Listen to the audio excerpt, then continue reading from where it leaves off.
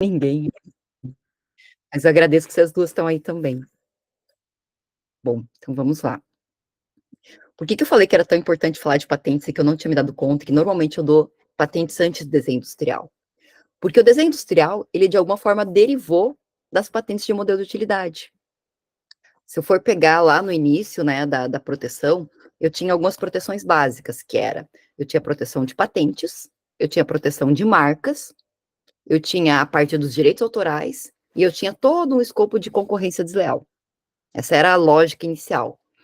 Com o tempo, patentes não deram mais conta, né, de algumas áreas, e daí surge, por exemplo, proteção de desenho industrial, que é uma forma específica, como a gente viu na aula passada, cujo foco é a proteção da forma estética, né, que se difere, então, do que a gente vai ver da patente, que é a questão funcional. Também derivou da própria patente a questão da proteção de cultivares, que não foi englobada dentro de patentes, mas se criou um sistema sui generis. Eu vou ter ali ainda software, que foi para um outro caminho, a topografia de circuitos integrados. Então, patente é a primeira proteção que há para tudo que está relacionado a invenções, ou seja, soluções técnicas para um problema específico na área tecnológica, na área que está relacionado ao conceito prático, né? Diferente, por exemplo, daquilo que eu vou tratar dentro de direitos autorais, que é a proteção da estética, né,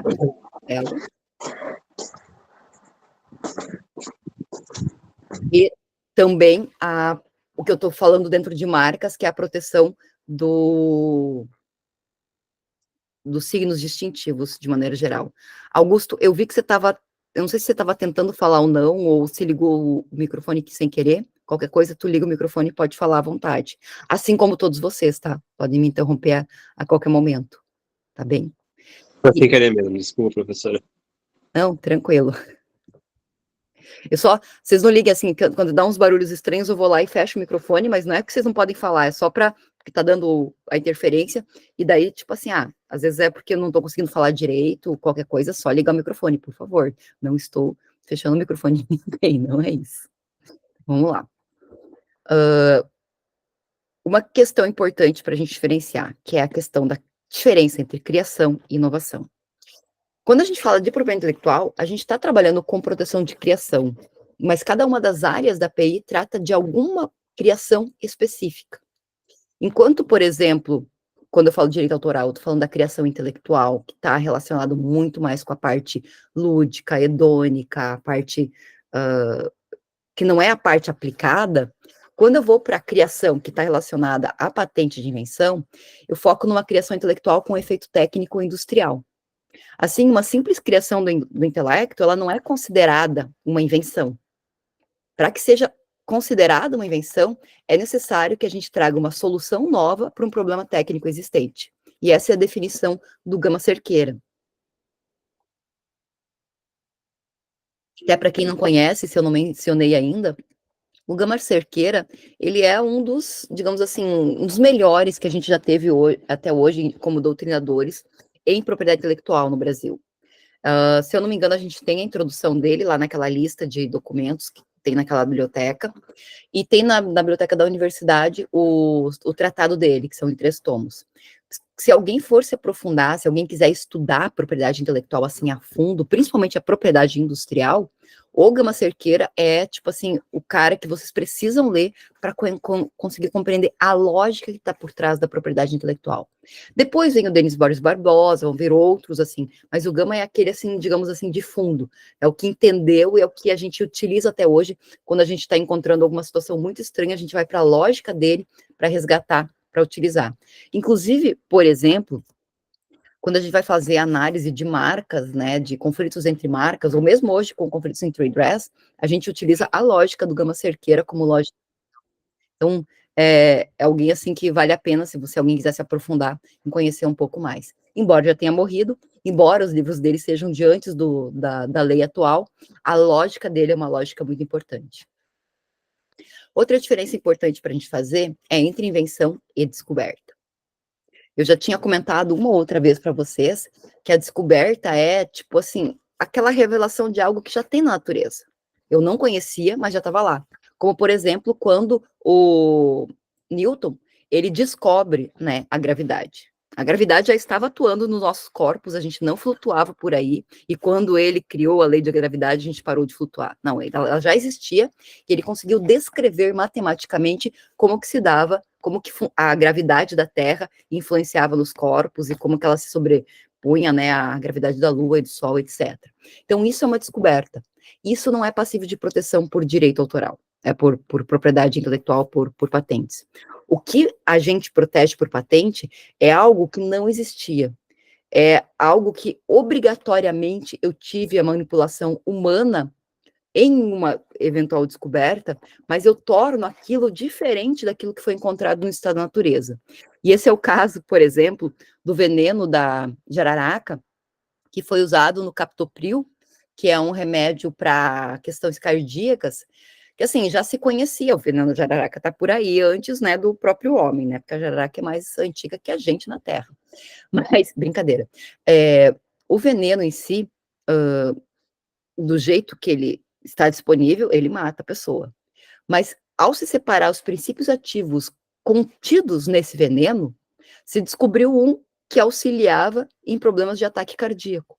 Então, havia algo que foi descoberto, tá ali na natureza, mas desse algo houve uma manipulação humana para separar uma parte específica e se encontrou uma função específica que não é a função que inicialmente se utilizava aquilo lá. Então, essa é a diferença entre a invenção e a descoberta. E a patente, ela só vai servir para proteger a invenção. A descoberta, não. Então, eu não posso me apropriar de algo que já está disponível na natureza, a não ser que eu faça um melhoramento significativo nisso e eu dê alguma função, um uso específico para isso, certo? E o Jacques Labrunier é um outro autor bem interessante na área de patentes, ele tem um livro sobre patentes, que para quem quiser se aprofundar um pouco mais em patentes, recomendo também a leitura dele. Eu gosto muito da lógica que ele utiliza para trabalhar com todas as questões mais pormenorizadas da parte de patente de invenção. E daí a gente vai, então, para a definição, que é do próprio Gama Cerqueira, do que é uma invenção. Então, a invenção, segundo ele, pela sua origem, é uma criação intelectual, e tem como resultado uma atividade inventiva do espírito humano. Essa é a percepção do Gama Cerqueira, claro que na época dele não existia inteligência artificial, mas a gente ainda tem, vai encontrar em vários aspectos da 9279, na lei, né, de propriedade industrial, a dimensão, a compreensão de que a invenção só pode ser feita por um ser humano. Tanto que foi depositado no NPI uma patente, cujo inventor, em tese, era uma IA, e o NPI, depois de publicar e ver a besteira, voltou atrás e fez uma exigência para perguntar, tá, quem é esta criatura? É um ser humano? Se não é, ele não pode figurar como inventor. Então, em princípio, o NPI tem, né, já afirmou essa percepção de que só pode ser inventor uma pessoa humana. Essa também tem sido, digamos assim, mais ou menos a direção que tem se dado no direito norte-americano, também no continente europeu, mas a gente já tem uma patente cujo inventor é uma IA, que foi concedida na África do Sul. Só que lá na África do Sul, a patente ela é muito parecida em alguns aspectos com a industrial, não tem uma análise de mérito, digamos assim que a forma de concessão é um pouquinho mais branda, entre aspas. Mas tem-se essa discussão hoje em dia. Em princípio, no direito brasileiro, não poderia ser inventor uma IA, teria que ter uma pessoa física, né, como inventora, além, claro, de pessoa física ou jurídica como titular, que a gente vai falar na sequência. Além, então, da sua origem ser uma criação intelectual decorrente da inventividade do espírito humano, ela classifica como uma criação de ordem técnica, pelo modo de sua realização. Não é uma criação de ordem estética, é técnica. E pelos seus fins, ela constitui uma maneira de satisfazer as necessidades práticas do homem. Então, ela é algo muito aplicado. A invenção é para resolver um problema que a gente tenha na vida da gente. Esse é o foco de uma invenção. Então, assim, fazendo um resumo, é uma criação humana, que é uma solução para um problema técnico, em um determinado campo tecnológico, com aplicação industrial. Isso também é importante, tem que ter aplicação industrial. Eu não consigo proteger algo que seja decorrente de uma manipulação que não seja passível de implementação em série, que seja artesanal. Eu preciso que isso seja possível de ser feito em série. E ela tem alguns requisitos para que ela seja considerada efetivamente uma invenção no Brasil. Primeiro, ela tem que ser nova, tem que apresentar novidade. Eu vou falar um pouquinho de cada uma delas, tá? Essa invenção ela não pode estar cumprida no estado da técnica. Ela tem que ter atividade inventiva e, portanto, ela não pode ser algo óbvio para um técnico no assunto. E esse é um desafio bem grande para a gente que não é de alguma área técnica, compreender muitas vezes o que, que é algo óbvio ou não óbvio para um engenheiro químico, para um engenheiro elétrico, né? Então, é para essa pessoa da área específica que isso vai ser óbvio ou não óbvio. Ela precisa ter aplicação industrial, portanto, tem que ser reproduzida em série. E, além disso, quando eu vou descrever uma invenção, na patente de invenção, a descrição tem que ser de tal forma clara que outros técnicos consigam reproduzir esse invento. E por que eu tenho essa característica da suficiência descritiva? E ela é bem importante, principalmente na fundamentação lógica das patentes de invenção. A gente falou muito rapidamente isso lá nas primeiras aulas, mas vou retomar só para a gente recordar. Qual que é a ideia, qual que é a lógica, qual que é a fundamentação econômica da existência de uma patente de invenção? Eu vou dar exclusividade durante 20 anos para uma pessoa, só ela, explorar aquele invento. Em troca disso, ela revela para a sociedade como aquele invento é realizado, que é, então, a suficiência descritiva da patente de invenção. Para que, depois que cair em domínio público, qualquer pessoa que leia aquela patente poderá, efetivamente, reproduzir o invento depois que ele tiver caído em domínio público. Então, é como se fosse um acordo, né, entre aspas, um contrato social, feito entre o Estado e os inventores, em que o Estado concede uma exclusividade temporária, desde que os inventores revelem a invenção. Essa é a fundamentação que se dá para a existência da patente de invenção. Claro que isso a gente vai falar lá do início, né, das patentes.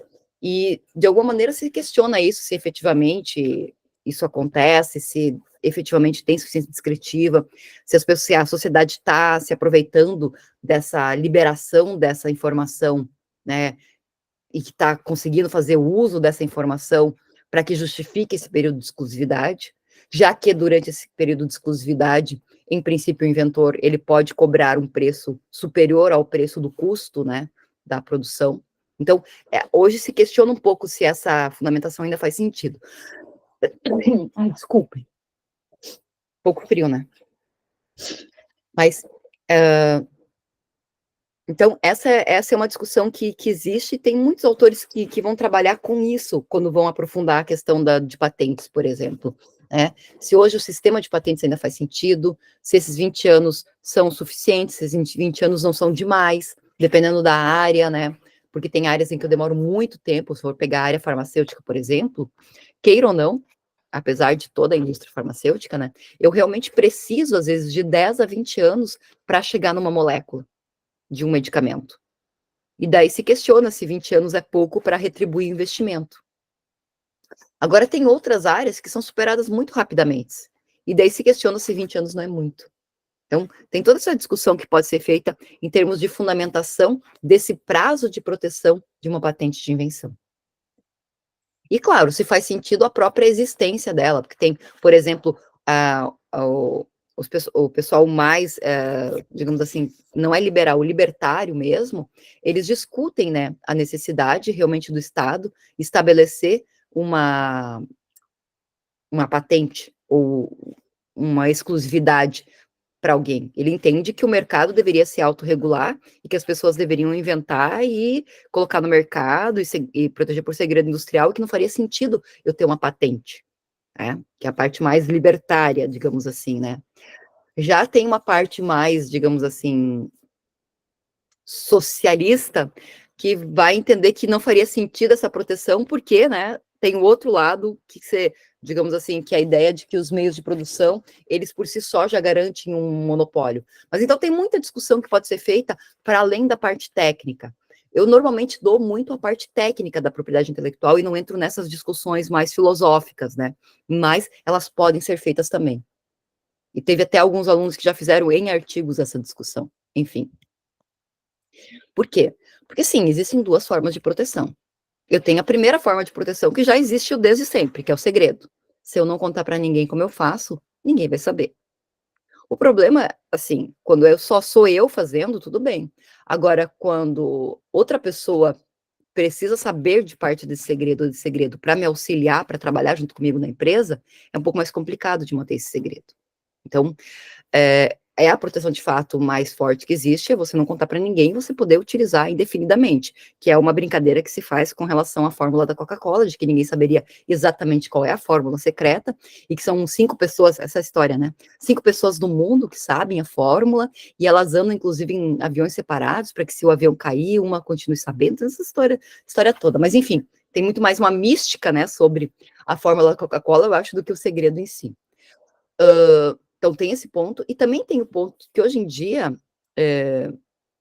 você pode fazer engenharia reversa de um produto. Talvez não a gente, né? Mas um engenheiro da área pode pegar um determinado mecanismo, desmontar ele, entender como ele funciona, aprender como fazer e refazer. Então ali acabaria o meu segredo. Quando alguém pudesse fazer a fórmula reversa, né, a engenharia reversa do meu produto. Então, para isso, existe então um sistema daí legal de monopólio, que é o estabelecimento da possibilidade de eu solicitar a patente. Então, que é uma proteção de direito, né, em contraposição à proteção de fato. E essa proteção de direito, ela, quando concedida pelo órgão oficial do Estado, tem a possibilidade, então, de atribuir efeito atributivo de direito, que é decorrente do registro. Então, existia o direito antes, e ele passa a existir a partir do momento que o Estado diz, ó, isso daqui realmente é uma patente de invenção, você vai ter exclusividade durante 20 anos a partir do depósito. Então, essas são as duas formas. E daí, claro, cabe ao inventor escolher qual é a melhor estratégia para ele ir para o mercado. Por que há um incentivo a se fazer a patente? Porque dessa forma, aquele conteúdo que ficaria em segredo e poderia ficar em segredo durante décadas, ele é revelado e a sociedade pode usufruir daquele conhecimento e inventar, criar, né, fazer a ciência evoluir a partir daquele conhecimento que é revelado naquela patente. Certo? Tá muito teórico, gente? Tudo certo? Então tá. Ups. E o que é a patente? Porque a gente estava falando até agora da invenção. A patente nada mais é do que um documento, né, que confere titularidade, ele é temporário e é territorial, né, então ele vai ser só pelos 20 anos, só no Brasil, que é concedido, então, pelo Estado brasileiro, por força da lei, da 9279 de 96, ao titular, embora eu tenha os inventores ali, para que esse titular possa excluir terceiros sem a sua prévia autorização, de fabricar, comercializar, importar, vender produtos ou processos relacionados à matéria protegida. Então, é isso que é a patente, é esse documento. Por isso, se vocês ouvirem falar em quebra de patente, essa é a brincadeira que eu faço, vocês imaginem que é um documento sendo quebrado, não faz muito sentido. Por isso, quebra de patente é uma forma jornalística, né, de falar, mas juridicamente a forma mais correta de se chamar é licenciamento compulsório.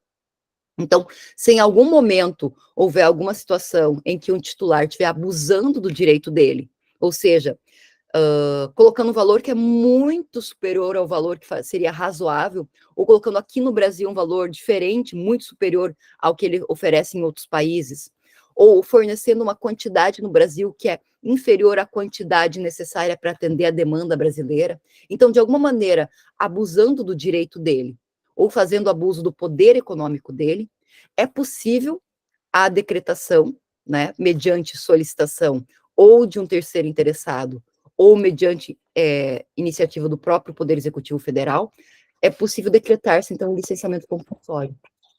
E seria o quê? E a gente vai falar disso mais adiante, mas só para a gente se localizar, seria, durante um período, o titular, né, com o licenciamento compulsório, ele seria obrigado a permitir que terceiros fabricassem o produto, normalmente são 3 anos, e pagassem royalties que fossem considerados razoáveis para ele. Não é que ele vai perder a patente, não é que a patente vai deixar de existir, só durante aquele período os royalties vão ser por valores que foram considerados pelos órgãos legais razoáveis para retribuir ao invento que está sendo utilizado para fazer um determinado produto. A gente teve um licenciamento compulsório até hoje, decretado no Brasil, que é do medicamento Efavirenz, não sei se vocês já ouviram falar, é um medicamento que faz parte do coquetel da AIDS. Houve uma situação anterior, ainda na época do... Gente, esqueci até o nome do ministro. Na época do Fernando Henrique Cardoso, que o ministro da Saúde era o Carequinha, mas enfim, eu vou lembrar o nome dele, gente. E ele negociou, até que ele conseguiu que a empresa, na época, baixasse os valores, e daí o medicamento não sofreu licenciamento compulsório. Mas daí, na gestão seguinte, que daí foi não do Fernando Henrique, mas do governo Lula, houve uma tentativa de negociação, mas não foi possível, a Merck não abriu mão, e daí foi decretado licenciamento compulsório do Efavirenz. E isso é diferente, por exemplo, do genérico. Eu acho que talvez ocorra assim, mas o que é o genérico, então, o medicamento genérico, por exemplo?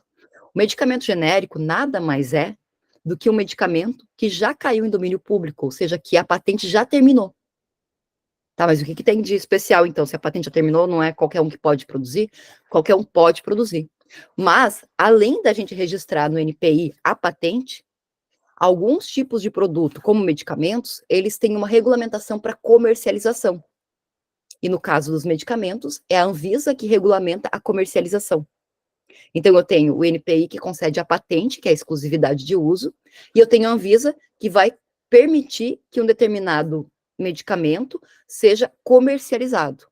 Mas, para ele ser comercializado, eu tenho uma outra coisa, que é os dados de prova, que é um banco de dados com todos os dados que demonstram que aquele medicamento ele é seguro e ele é efetivo. E muitas vezes no medicamento, o mais trabalhoso não é nem achar a molécula, é você conseguir fazer todos os dados que provam a segurança e a eficácia daquele medicamento. E isso às vezes demora, assim, realmente uma década. Por quê? Você tem que primeiro fazer os testes para chegar na molécula. Depois você tem que fazer os testes pré-clínicos, fazer testes em animais, para ver se realmente aquele medicamento ele tem uma eficácia, se ele não mata o animal junto, né, com a doença, esse tipo de coisa. Depois que se passa dessa fase pré-clínica, eu tenho que ir para uma fase clínica, que é testar isso em humanos. Então, eu tenho todo um período em que eu vou testar com um grupo menor, depois um grupo maior de seres humanos, para ver se aqueles pressupostos, né, do medicamento, que eram testados na parte dos animais, continuam acontecendo nos humanos. E isso demora muito tempo e é muito investimento em dinheiro. Então, esses dados de prova são depositados na Anvisa pelo medicamento para ele ser comercializado. Um genérico, ou seja, alguém que quisesse produzir um segundo medicamento, igual aquele lá, mas que depois de cair do domínio público, em tese, antes, gente, alguém me lembra do ministro da Saúde, do Fernando Henrique Cardoso? Vanessa, tu não lembra disso? Isso, Serra! Beleza, Fernanda, exatamente. Então, o Serra, e tipo assim, eu acho que ele foi muito corajoso na época, porque o que ele fez? Ele falou o seguinte, olha só, os fabricantes de medicamento têm exclusividade durante 20 anos, e após isso, os dados de prova podem ser aproveitados pelos medicamentos genéricos e similares. E, portanto, as empresas que produzem medicamentos genéricos, como a Medley, por exemplo, não precisam produzir todos os dados de prova, e elas podem, na sequência, cair no domínio público, se prepararam, começarem a produzir o genérico. Isso foi, assim, um ganho enorme para o Brasil, porque, você imagina, a gente passava 20 anos pagando, sei lá, R$100 num determinado medicamento, e daí a gente levava um tempão para conseguir baixar esse valor. E com os genéricos, caiu a patente, ela entrou em domínio público, na semana seguinte você pode produzir o genérico a 20, que seria muito mais relacionado ao custo de produção e uma margem mínima de lucro. Então, para o Sistema Único de Saúde, para o SUS, foi muito importante, porque barateou muito os custos dos medicamentos fornecidos, e para nós, de maneira geral, né, que precisamos utilizar medicamento, isso fez muita diferença. Tanto que hoje, até fazendo uma parte, né? Tem um medicamento que eu tomava que até o ano passado ele estava com patente, e a partir desse ano caiu. Eu pagava geralmente perto de R$ 90 a caixa, e eu usava 2 caixas por mês. Caiu para 39. É uma diferença bem considerável, digamos assim, em algo que você tem que fazer uso contínuo. E talvez você se dê conta disso todo dia. E isso daí não está relacionado especificamente daí com patentes, mas sim com a parte do aproveitamento dos dados de prova nessa parte da comercialização. Por que eu chamo a atenção disso? Claro que a gente não vai ter uma aula específica sobre dados de prova, mas isso foi uma discussão muito grande, por exemplo, no acordo Mercosul-União Europeia, em que a União Europeia queria a todo custo que o Brasil protegesse os dados de prova e não permitisse que outras empresas, por exemplo, de medicamento, pudessem usar os dados de prova, o que para a gente seria um retrocesso. Então, tem uma discussão muito grande sobre esse tema de dados de prova. Inclusive, teve uma aluna, a Larissa, que fez o TCC dela da graduação exatamente sobre esse foco. Então, fica aí também mais uma outra possibilidade de estudo, de pesquisa. Então, essa aqui é a carinha atual, quer dizer, essa é a carinha clássica de uma patente de invenção. O que ela tem aqui para a gente identificar?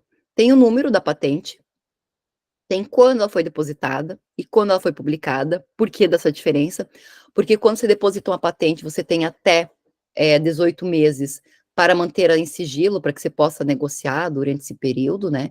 Então, é só quando ela é publicada que terceiros podem fazer manifestação e se opor de alguma maneira à patente.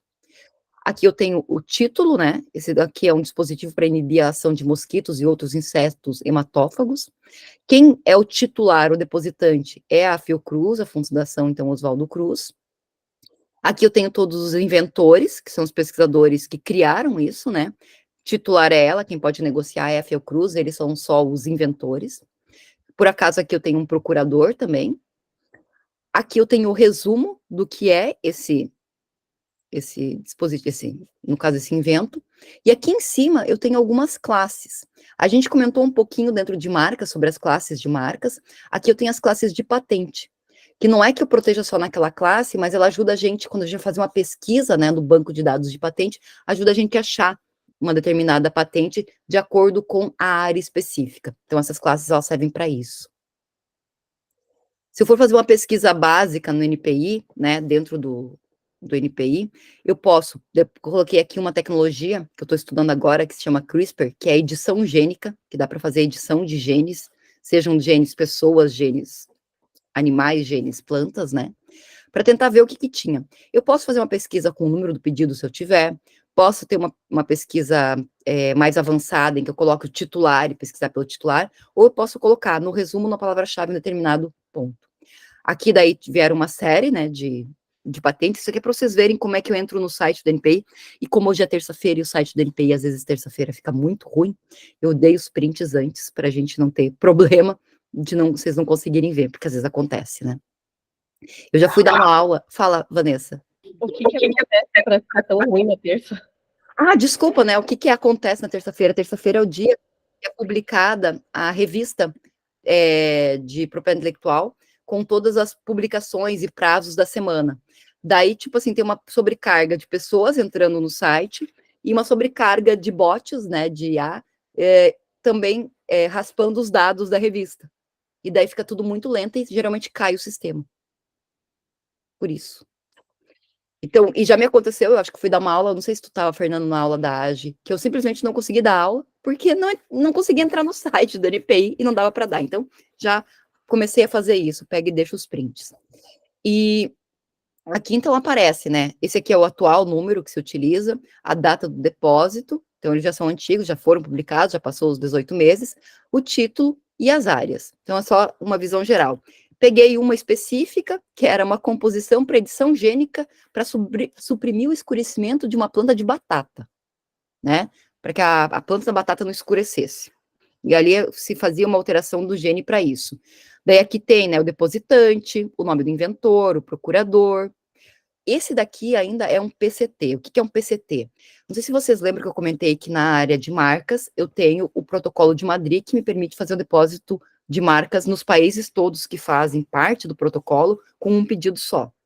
Em desenho industrial, eu tenho o protocolo de AIA, que também me permite fazer com um pedido só em todos os países.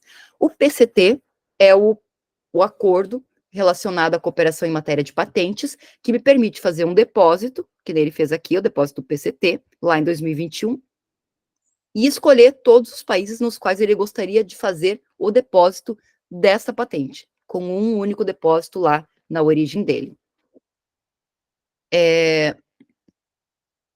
Deixa eu voltar aqui. Então, provavelmente, ou ele é chinês, ou ele é coreano.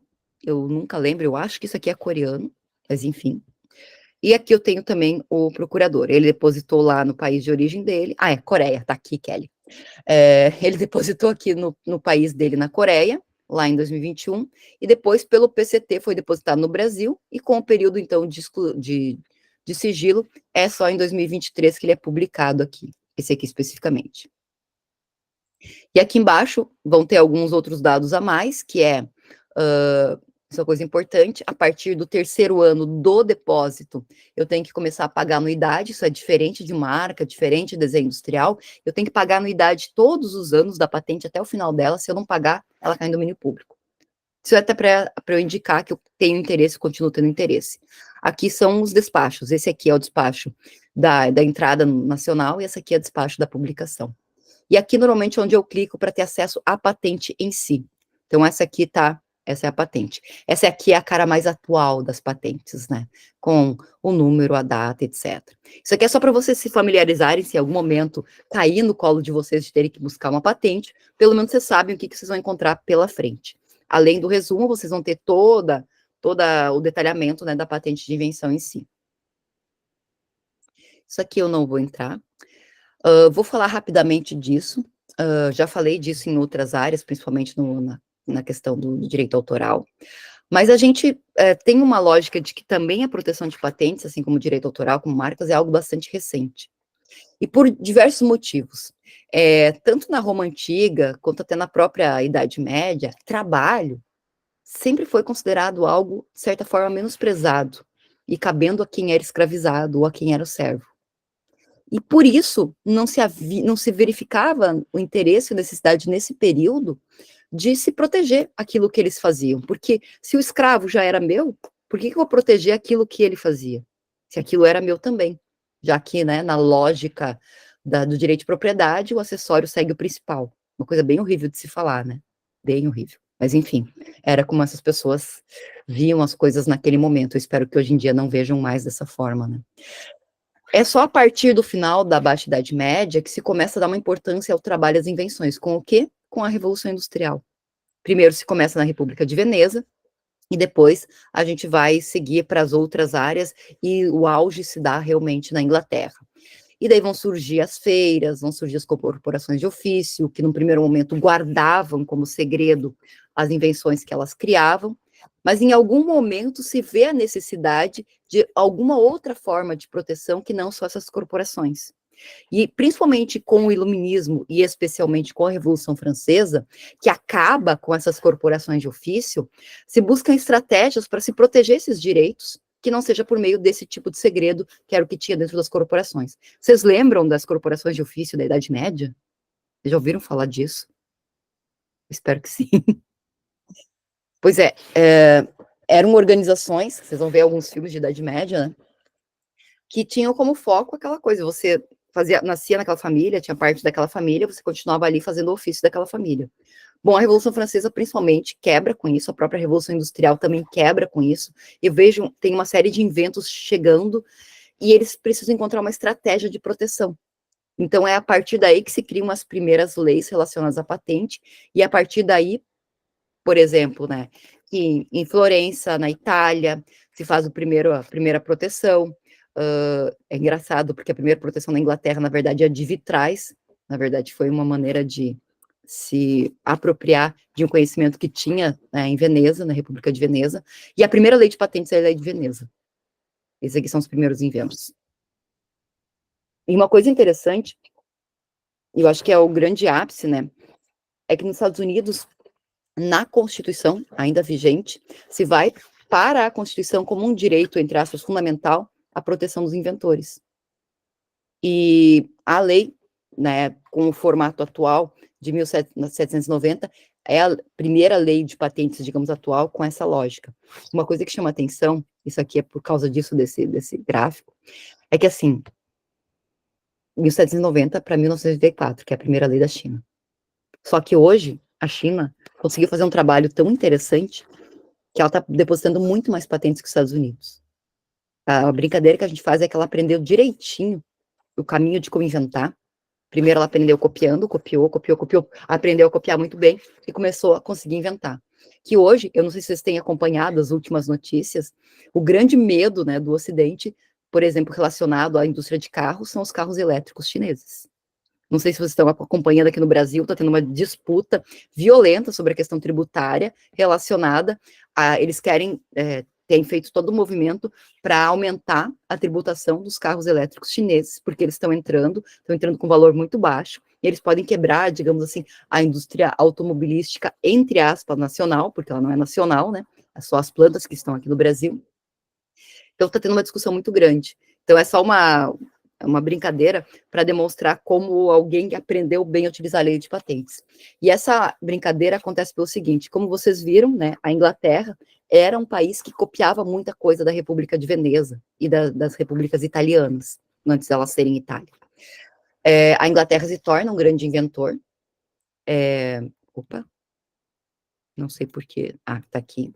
Ela se torna um grande inventor. A Alemanha começa muito a copiar da Inglaterra, depois a Alemanha se torna um grande inventor. Os Estados Unidos também no início fazia cópias, depois se torna um grande inventor. Daí o Japão fazia muita cópia, depois se torna um grande inventor. A Coreia fazia muitas cópias, agora é um grande inventor também, os países asiáticos de maneira geral. A China fazia muita cópia, agora é um grande inventor. E a minha pergunta é, quando que o Brasil vai começar a fazer cópia? Porque se ele começar a fazer cópia, quem sabe um dia ele se torna um grande inventor. Então, é uma brincadeira só, é por isso desse quadro aqui. E aqui tem alguns dados, se vocês quiserem olhar sobre como que está a questão de patentes na China hoje. É porque eu coloco coisas, gente, para falar 5 horas, mas eu só tenho 1h30, então, né, depois vocês se divirtam com os dados a mais que eu sempre trago junto. No Brasil, a nossa proteção ela não é tão antiga, não é tão recente, não. Em 1809, após a vinda da família real para o Brasil e a abertura dos portos para as nações amigas, a gente vai ter o Alvará de 28 de abril, que estabelece a possibilidade de se dar um privilégio temporário para aqueles que trouxessem uma invenção no Brasil, ou inventassem algo aqui. E a primeira patente, o primeiro privilégio de invenção, é um descascador de café, de 1822. Vanessa, exatamente isso. Quando a gente vai deixar de ser um país de commodities e passar a aumentar a nossa industrialização? Esse é o nosso grande desafio. Nós vamos ter depois, né, disso, uma série de legislações esparsas, mas o primeiro código mesmo é o Código de 1945, o primeiro Código Industrial, que reúne patentes, marcas, desenho industrial, na época ainda era modelo industrial e desenho industrial, enfim. Vamos ter na sequência a Lei 5772, 71, e, por fim, a Constituição. Importante ressaltar, todas as constituições desde 1824 trazem invenção como um direito fundamental, como um direito, mas a de 88 traz para o artigo 5º como um direito fundamental, que a lei deva assegurar aos autores de inventos industriais um privilégio temporário às suas criações industriais. Estende também, né, as criações de marcas e outros signos distintivos, desde que cumprido o interesse social e o desenvolvimento econômico e tecnológico do país. Então, aqui eu tenho a ideia da função social desses privilégios. Então, é um direito constitucional, um direito fundamental. E daí eu vou ter a 9279, que eu já mencionei algumas vezes para vocês, né, que decorre especialmente da gente ter aderido, a gente já falou sobre isso, ao acordo TRIPS, mas também ao CUP, e também tem a parte do PCT, que é esse acordo, né, esse protocolo de proteção em outros países. Por que o TRIPS? Algumas coisas interessantes. Antes, com a lei 5772, a gente tinha algumas proteções, sim, de patentes, mas a gente não protegia, por exemplo, farmacêuticos, fármacos, de maneira geral. A gente não tinha patente de fármacos, só de processo, a gente não tinha patente de agrotóxicos, só de processo, a gente não tinha proteção para patentes biotecnológicas.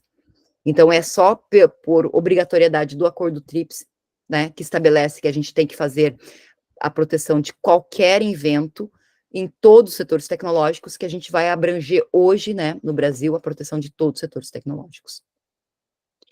Então, aí, a partir daí, a gente vai ter o que a gente conhece hoje como patente de invenção. Vocês já viram essa imagem antes, aqui é só para a gente brincar novamente, lembrar, né, do quanto que se demorava para evoluir de um aparelho ao outro, que sei que são os aparelhos, né, com as tecnologias de telefone, e hoje a gente tem que trocar, às vezes não dá nem um ano, né, parece que a tecnologia está ficando obsoleta. E a gente vai ter, então, os modelos de utilidade. Deixa eu falar um pouquinho mais deles especificamente. Enquanto a patente de invenção ela é nova, tem atividade inventiva e aplicação industrial, o modelo de utilidade, ele vai trazer uma melhoria funcional naquele produto em si. Na aula anterior, eu brinquei muito com a questão da tesoura, né? E, mais uma vez, eu vou trazer achei a minha outra tesourinha, as 3 tesourinhas aqui. Lembrando, para a gente fazer a diferenciação, né? Acabei de destruir alguma coisa. Quando eu não tinha nada, e criei uma tesoura, isso daqui é uma patente de invenção de uma tesoura, que é essa ideia de eu colocar um pino e fazer 2 lâminas, uma correr contra a outra, e isso levar a um corte. Posteriormente, eu posso ter feito, por exemplo, um modelo de utilidade, que foi, eu incluir essa parte aqui, para pessoas que cortam, né, poderem colocar todos os dedos e poderem cortar com mais, né, assim, com mais comodidade. Então, isso aqui seria um modelo de utilidade de uma patente de invenção. E daí eu tenho aqui um desenho industrial, que é essa mesma pequenininha. Então, aqui o que eu tenho é a questão estética, por exemplo, né? Aqui eu tenho realmente o invento, e aqui eu tenho um aperfeiçoamento do invento, só para a gente trazer esses 3 pontos juntos. Então, aqui eu tenho só um exemplo de uma patente de modelo de utilidade, que é diferente daquela patente de invenção que a gente viu lá no início. Eu posso ter 3, assim, resumidamente, 3 tipos de invenção. Invenção de processo, de produto, de aparelho. A invenção de processo é aquela em que eu crio o processo com que um determinado produto é feito. Aqui, por exemplo, eu fui fazer um bioproduto.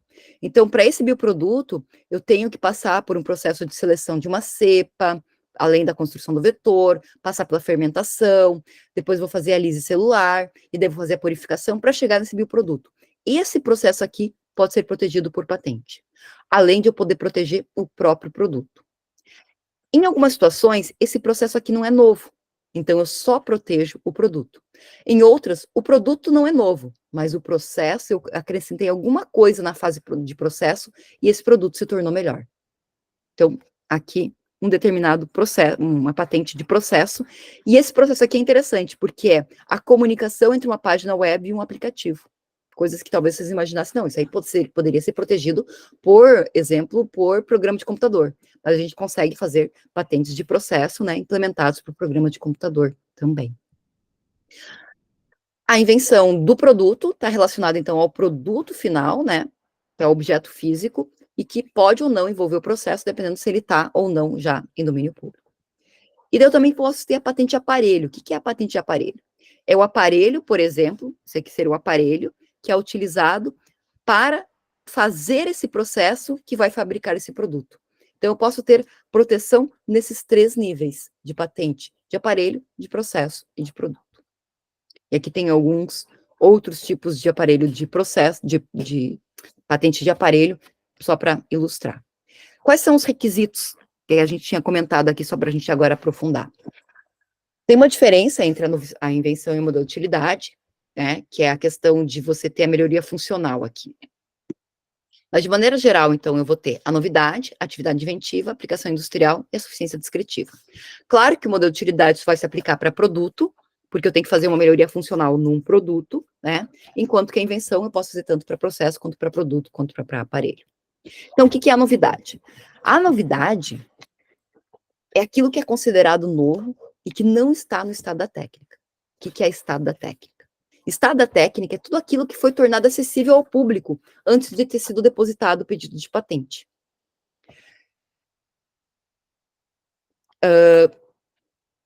Tá no YouTube, tá no Google, tá na Nature, tá em qualquer lugar, pode ser considerado a gente vai chamar de precedente, para não se conceder uma patente, porque se considera que aquilo lá já estava disponível, já estava no estado da técnica.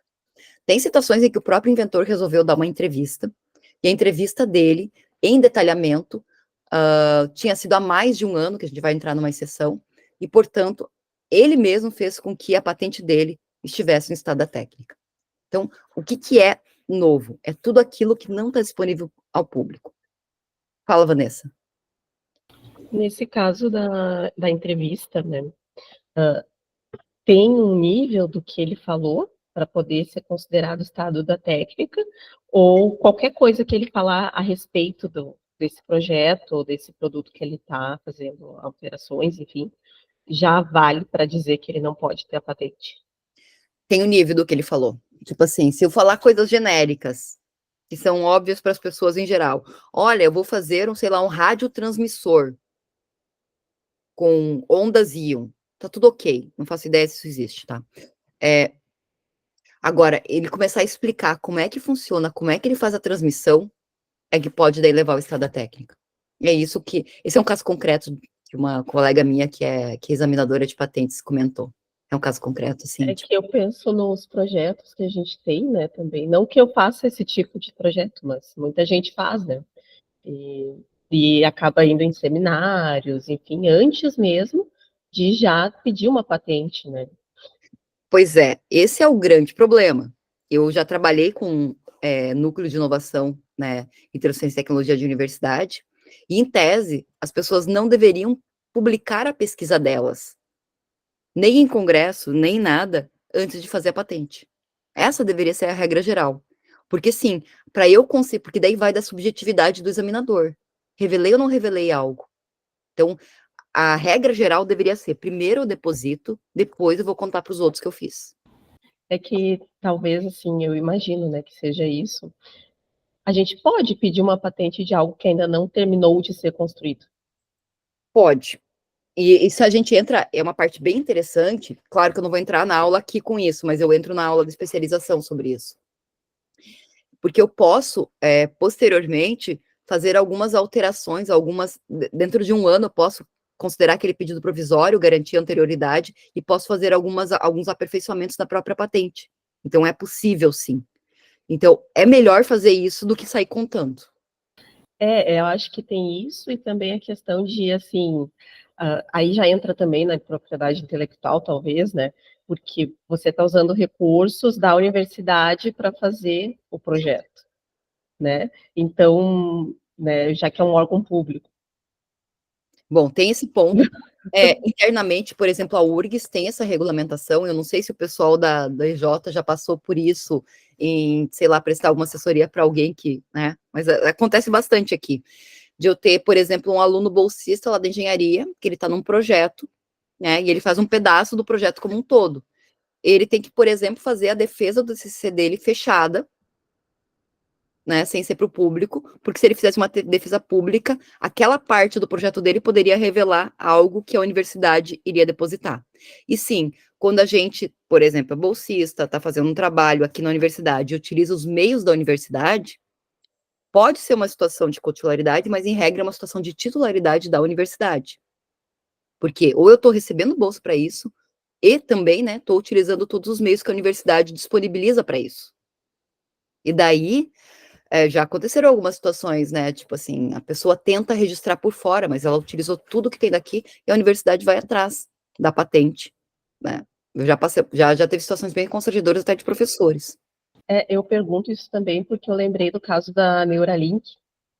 Eu estava assistindo, né, esses dias um professor, não me lembro agora, mas é uma universidade bem conceituada, federal aqui no Brasil, e que a maior parte dos pesquisadores que estão desenvolvendo o Neuralink foram orientados dele aqui e levaram as ideias todas do programa para lá e colocaram em prática.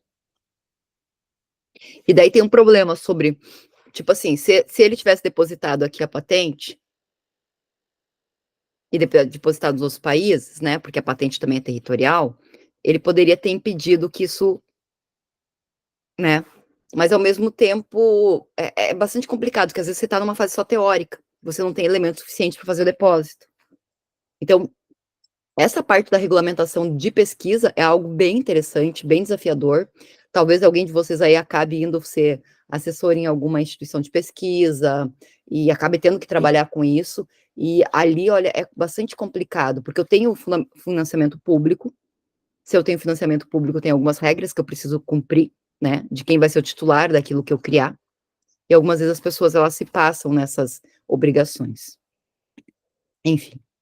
Mas é um outro tema muito interessante, sabe, para se trabalhar hoje no Brasil, que é a questão de, tipo assim, como que eu faço para proteger aquilo que é criado aqui?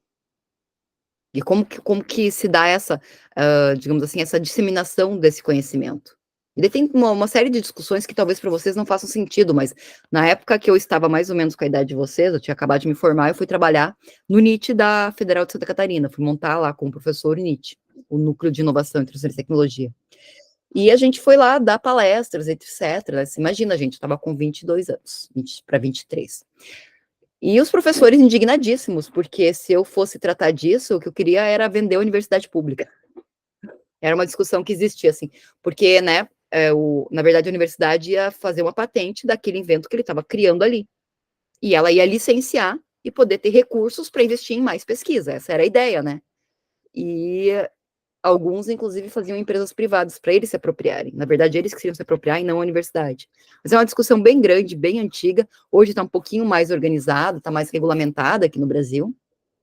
Está regulamentada na URGS mais claramente também, mas ainda é um problema sério. E tem muita gente que vai lá e publica e perde anos de investimento público em pesquisa. E daí as pessoas querem, mas por que o Brasil não tem, né, tal, tem muita publicação, mas não tem invenções, etc. Porque as pessoas ainda não aprenderam ou não há uma cultura de valorizar os inventos, valorizar as inovações que vão para o mercado. Ainda tem uma cultura muito de publicar. Que ainda também, ainda agora, né, estão, digamos, fomentando a inovação aberta, ciência aberta, com plataformas e tudo, então é muito complicado essa questão mesmo. E eu não sei se vocês já ouviram falar de ciência aberta os demais, né? Inovação aberta. A inovação aberta não significa necessariamente domínio público. Eu posso fazer inovação aberta com patentes compartilhadas, em cotitularidade. E daí todo mundo ganha. Então, tô lançando isso aqui porque em algum momento talvez alguém de vocês possa cruzar com isso, mas assim, ó, é um mundo muito interessante. E assim, hoje é um mundo onde mais rola dinheiro no mundo, que é a parte de invenção. A parte de inovação e invenção é onde a gente está no futuro em termos de regulação. E é onde menos gente tem, menos tem gente, digamos assim, que conhece. Quem chega lá, eu tenho uma colega hoje que trabalha na parte, ela é advogada da parte de novos produtos do Facebook. Ela foi minha colega, né, na Federal de Santa Catarina. É um outro lugar, e ela fala assim, qual que é o grande problema? O grande problema é que eu não tenho gente boa, formada, para vir trabalhar junto, as pessoas não conhecem dessa área.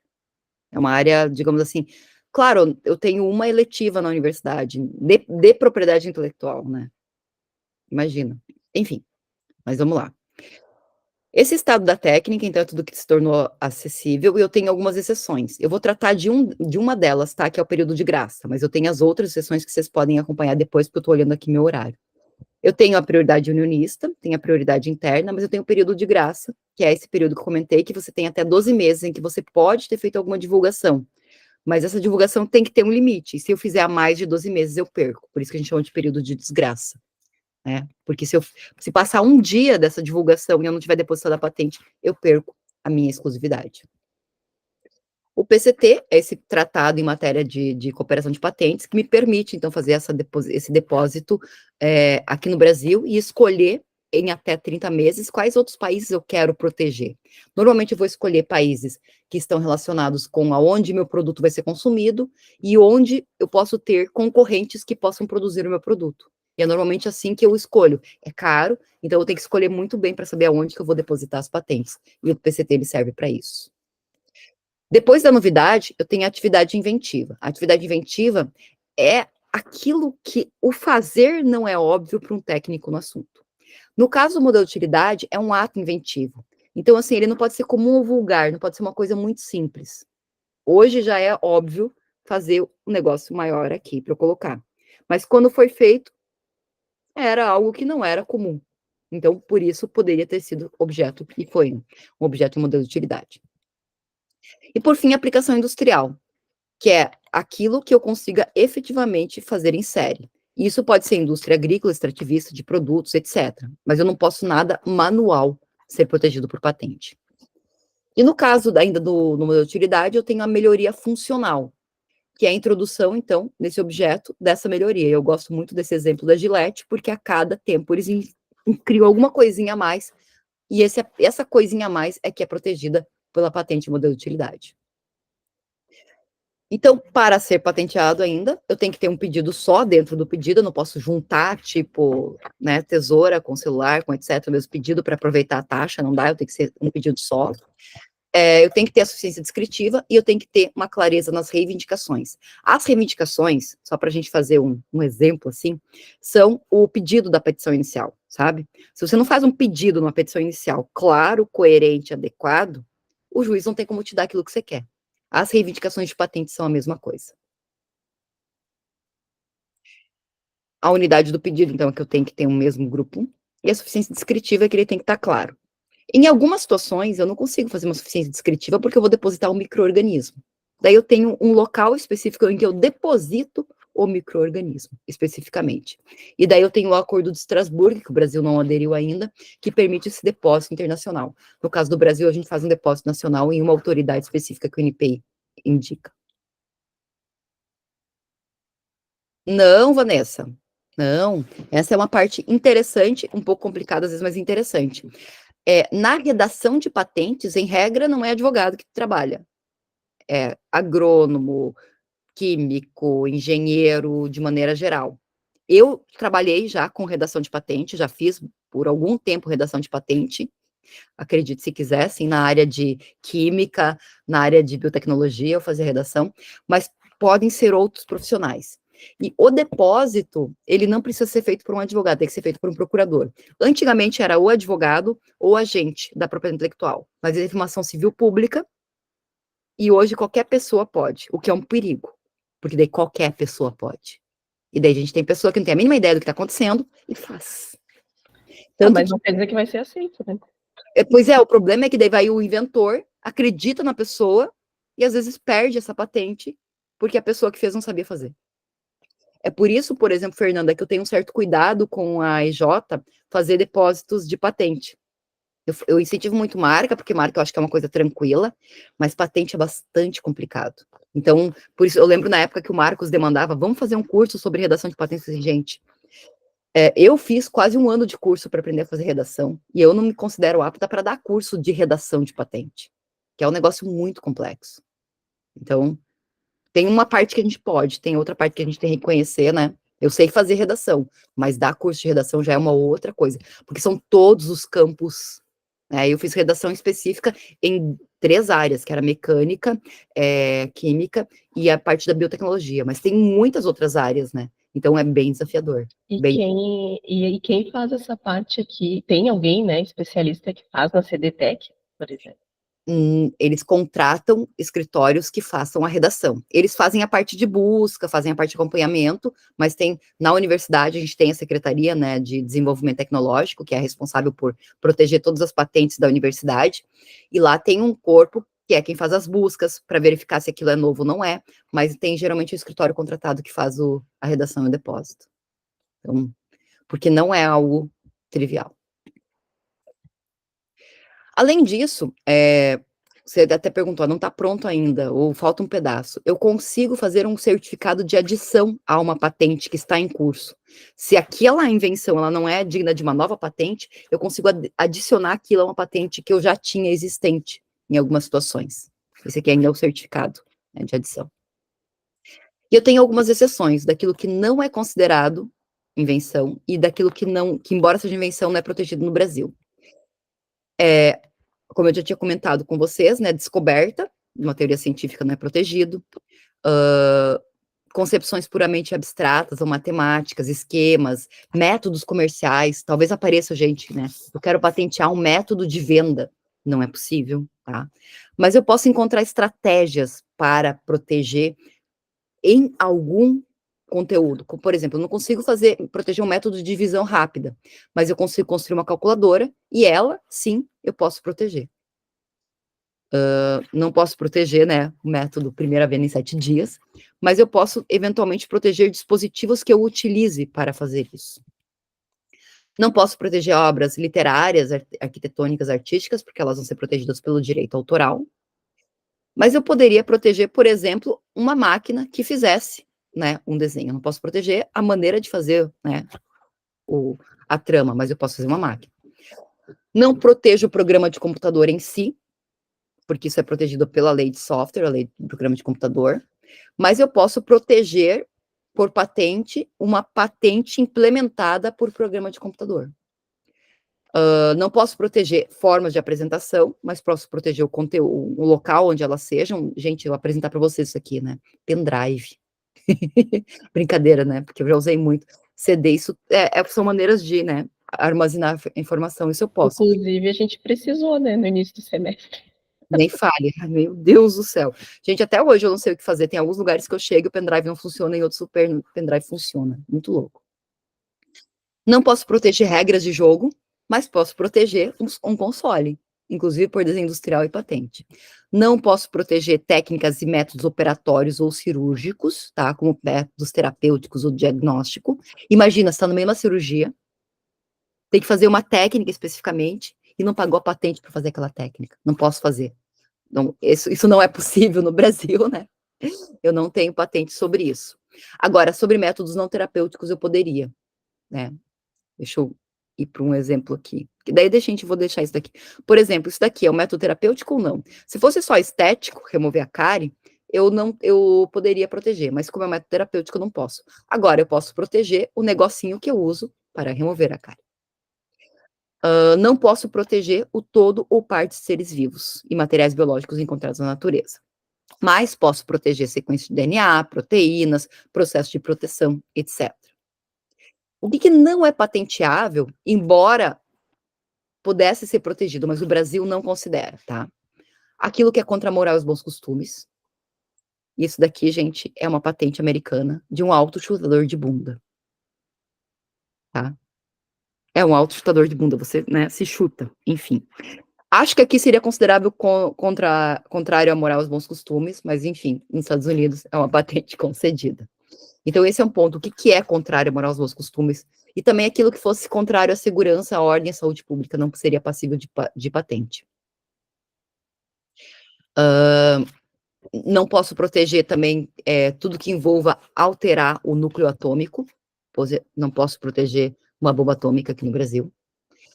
E também não posso proteger o par de seres vivos, exceto os micro-organismos transgênicos. Só para dar um exemplo, nos Estados Unidos foi protegido um rato, chamado de oncorrato, que ele tinha uma alteração genética, em que ele sempre nascia com câncer.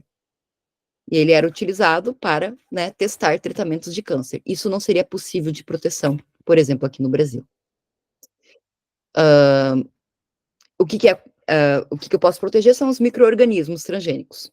E daí, alterações genéticas nesses micro-organismos são passíveis de proteção, que é o caso, por exemplo, da soja transgênica. Eu não protejo a soja, mas eu protejo a alteração genética que foi inserida nessa soja, especificamente. E pode ser por vários métodos isso. Então, o que eu posso dessas coisas patentear? Posso patentear cosméticos, né, que contenham produtos naturais, posso patentear bactérias, fungos, protozoários que sejam geneticamente modificados, fármacos de maneira geral, DNA, proteínas modificadas, o clone, posso proteger isso. Só não posso proteger ele natural e não posso proteger seres vivos dos reinos, né, plantae, animalia, mas os inferiores eu posso proteger, se forem geneticamente modificados. Titular da patente é aquele que depositou a patente, normalmente é aquele que investiu dinheiro, é aquele que vai ter a possibilidade de impedir terceiros de utilizarem, que vai poder comercializar, ceder a patente, etc. E o autor é o inventor, a pessoa física. Mesmo que ele seja nomeado, ele não vai poder impedir o titular de fazer alguma coisa, ele realmente é só nomeado. É muito diferente do direito autoral, em que o autor tem um poder bem maior. O inventor, ele só tem o direito de ser nomeado como inventor da patente.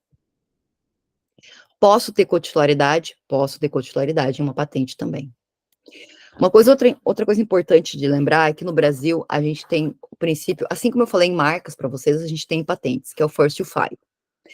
Aquele que depositou a patente se considera que é o titular. Ah, mas ele roubou de mim, a gente era sócio, teve uma briga, ele foi lá e depositou. Resolvam na justiça vocês, porque em princípio o titular é aquele que depositou a patente. Diferente dos Estados Unidos, né, que eu consigo demonstrar, por exemplo, quem foi o primeiro a inventar, e eu consigo desconstituir a patente do segundo em relação ao primeiro. No Brasil é quem depositou primeiro, assim como quem registrou primeiro a marca. Alguns problemas que podem aparecer para vocês, e daí essa é uma coisa importante, eu não sei se alguém trabalha aqui com direito do trabalho, principalmente na parte patronal, em que você vai, né, na empresa e você descobre que o contrato que eles usam de trabalho é o contrato que o contador baixou da internet. E não tem nenhuma previsão específica. Mas, tipo assim, vai que a empresa, ela contrata um pesquisador para desenvolver um novo equipamento. Se ela colocar no contrato de trabalho que essa é a atividade dele, tá lá no artigo 88, não tem discussão de que a titularidade é da empresa. Só que se ela não coloca isso no contrato de trabalho, isso pode ter implicações bem complicadas, porque eventualmente o inventor pode dizer que, olha, ele não foi contratado para isso, e portanto não é bem assim que a empresa é a exclusiva titular da patente. Tem situações em que a empresa contrata uma pessoa, tipo um office boy, e nas horas vagas ele desenvolve alguma coisa.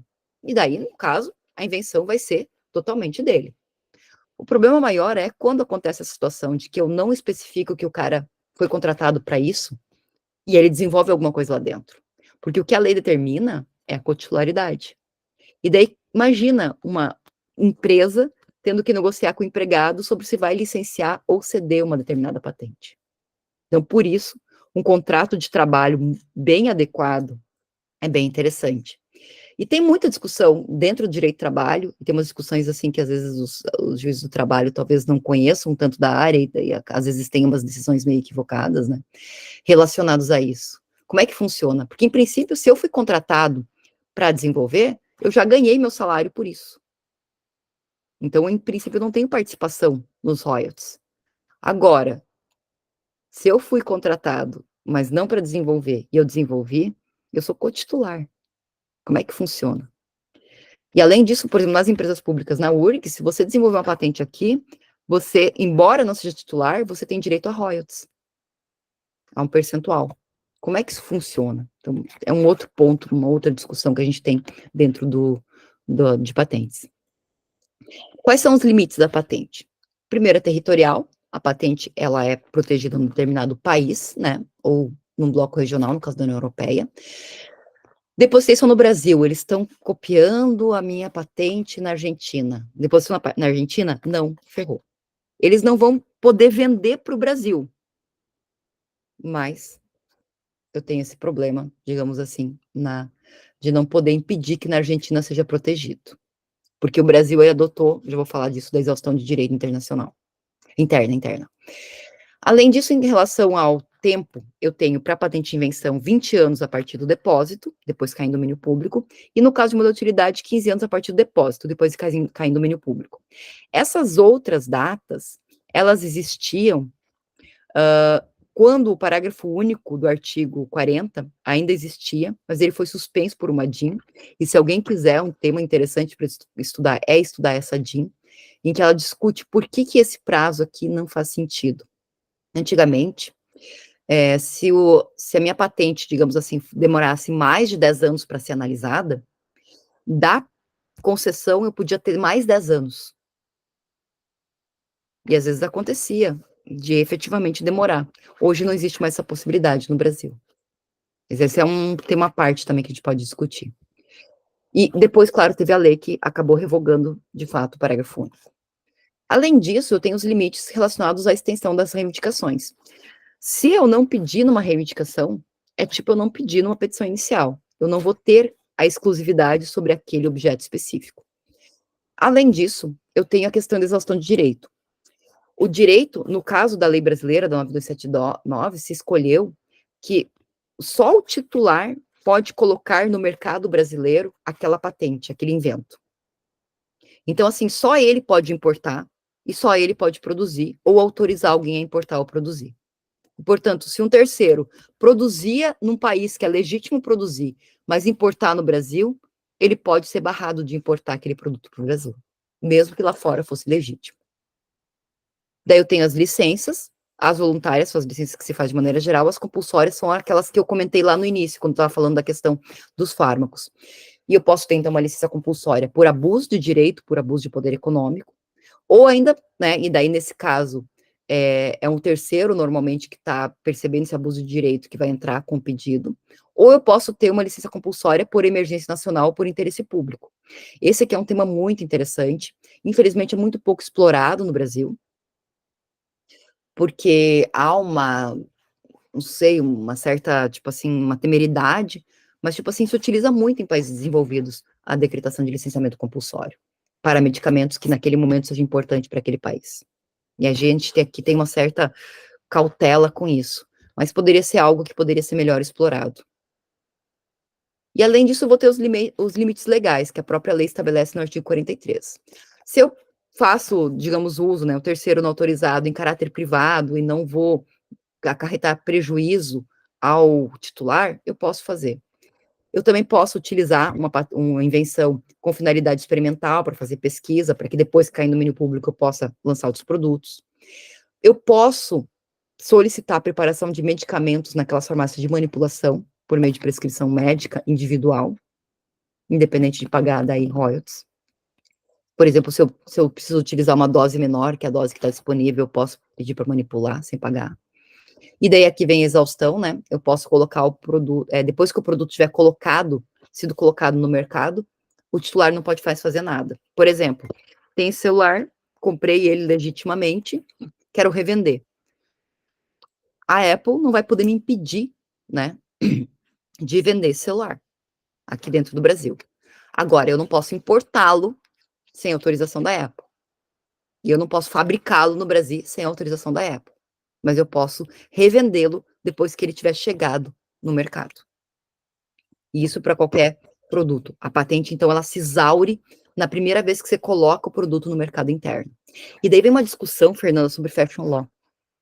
Vocês já ouviram falar daquelas marcas, ou daquelas empresas que elas pegam roupas usadas de marca e customizam e vendem as roupas customizadas? E daí tem uma discussão, que algumas empresas, então, né, dessas marcas, já tentaram entrar com ação para impedir que essas marcas customizem, que essas empresas customizem. Mas olha, colocou no mercado, só dei uma repaginada e estou vendendo. Em princípio é possível. Então tem uma discussão bem interessante nessa parte da customização. Então, para quem gosta dessa parte do fashion law, tem algumas discussões interessantes relacionadas à questão de, aqui, claro, eu tô falando de marca, mas, né, poderia ser relacionado a alguma patente específica em que eu uso um determinado tecido, esse tecido é reutilizado, será que eu teria que pagar novamente pela invenção? Em princípio, não. Além disso, eu tenho a questão da matéria viva, né, e daí aqui entra um pouco da parte de patentes sobre plantas, por exemplo, em que a própria lei estabelece, diferente de um celular que eu consigo revender, a planta ela tem uma característica que ela se reproduz, né? Eu vou ter outras plantinhas a partir daquela planta. E a lei estabelece, pelo inciso 6º, né, que a semente que eu tiver criado, né, a partir da semente que eu comprei, vai continuar pagando royalties. E a semente neta e a semente bisneta vão continuar pagando royalties pela lei de sementes, pela 9279, que é diferente das cultivares, como a gente vai comentar lá. Mas então, eu tenho essa questão relacionada à parte de plantas, que é uma das bases da discussão de uma ação judicial bem importante, que é ai meu Deus, é um IAC, o IAC 04, que foi discutir sobre como é que funcionava a parte de patentes em plantas no Brasil. Posso até disponibilizar para vocês IAC, porque ele é bem interessante, assim, didático, né, sobre como é que funciona isso. Enfim. Tem a situação do usuário de boa-fé, sempre tem esse usuário de boa-fé, né, que já explorava o negócio ao mesmo tempo, então, em princípio, se ele demonstrar que ele já utilizava, né, ele poderá continuar utilizando sem pagar os royalties, mas ele não pode vender, ele pode utilizar para ele mesmo. A patente se extingue com a expiração do prazo de vigência, de 20 anos a partir do depósito, pela renúncia, porque eu parei de pagar aquela retribuição anual, porque se solicitou a caducidade, porque a empresa não estava utilizando, ou por não ter procurador no Brasil. Posso solicitar a anulidade administrativa da patente, posso solicitar a anulidade judicial durante todo o prazo de vigência da patente. E, mais uma vez, como é nulidade, é em face de um ato do NPI, ele vai ser chamado como terceiro interessado, como litisconsórcio passivo, desculpa, e vai ser, então, na Justiça Federal.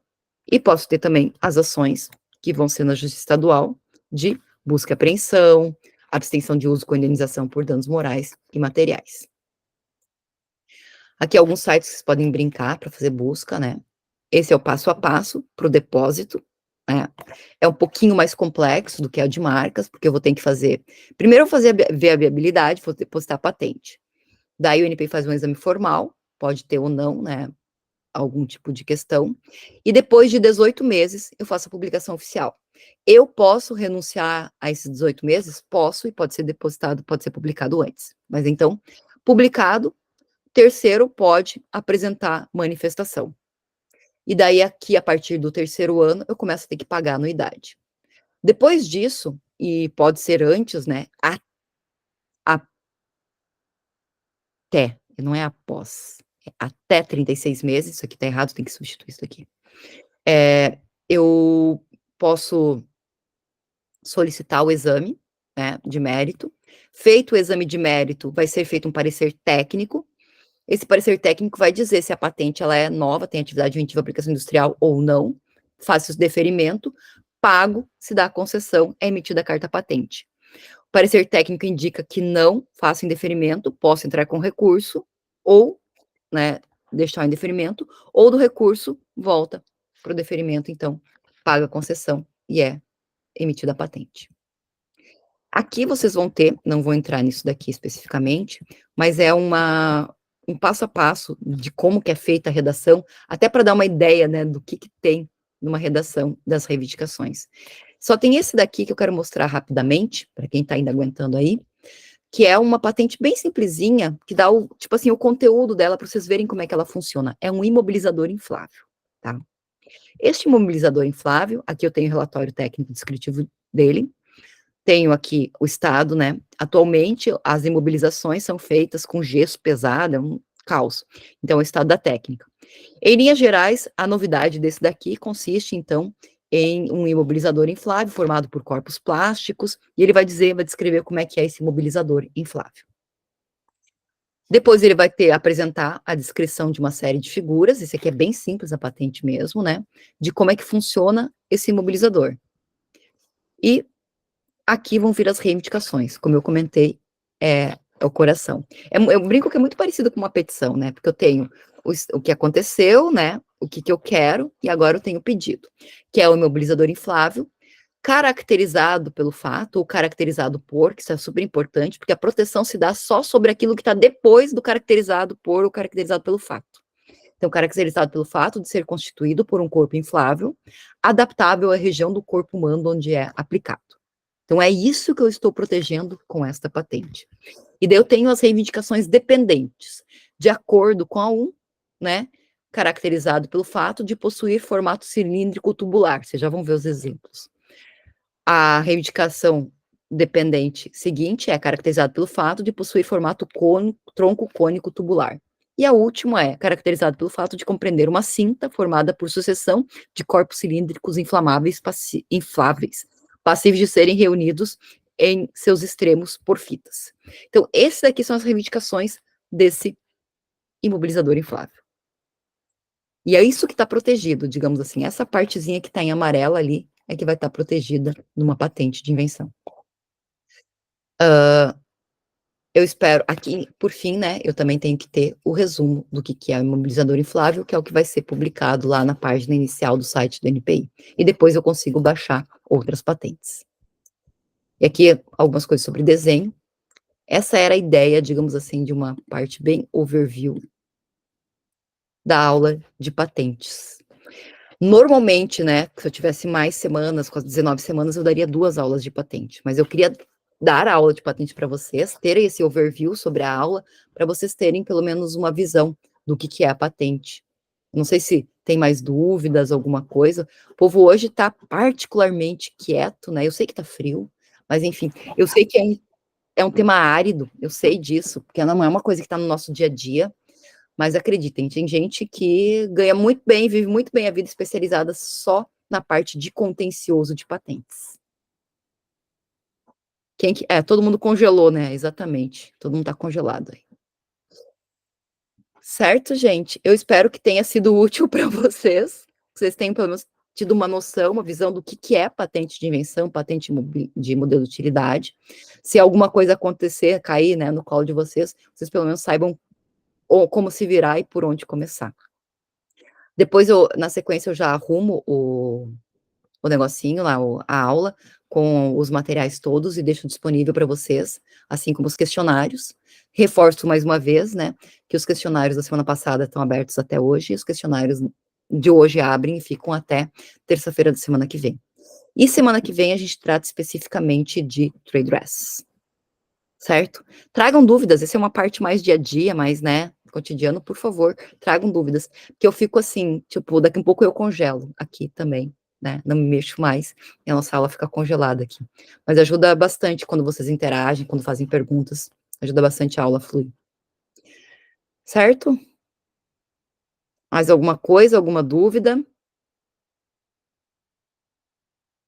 Tenho, fico depois, sim, tranquilo.